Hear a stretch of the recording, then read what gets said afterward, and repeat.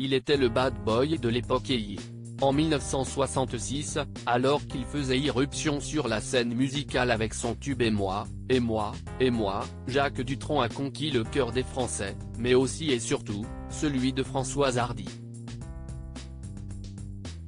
Pourtant, son image de mauvais garçon, avec son éternel cigare niché au bord des lèvres, n'enchantait pas Pierre Diard et Madeleine Hardy, les parents de l'interprète de Tous les garçons et les filles. Dans un récent entretien accordé à nos confrères du Point, le père de Thomas Dutronc a explicité ce rapport complexe qu'il a entretenu avec ses beaux-parents. Françoise Hardy a peur de tout, sauf de moi, a lancé le chanteur des Cactus.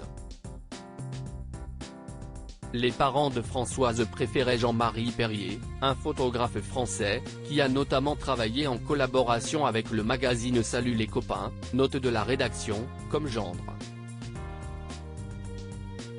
Il menait une vie plus stable, il exerçait un métier, a-t-il expliqué, avant d'ironiser, alors que le mec a été dans le rouge toute sa vie. Supérieur à Françoise Hardy à 73 ans, ses plus belles photos avec Jacques Dutronc. Le regret de Jacques Dutronc: on dit que la sagesse vient avec les années. Une théorie que confirmerait certainement Jacques Dutronc, surtout quand on lui parle d'amour. Dans le documentaire de Bertrand Burgala intitulé Françoise Hardy, la discrète, le père de Thomas Dutronc reconnaissait les fautes commises dans son mariage. Je ne me suis pas très bien comporté. Mais, en fait, je l'ai aidé à ne pas être là tout le temps, a commenté l'interprète de J'aime les filles.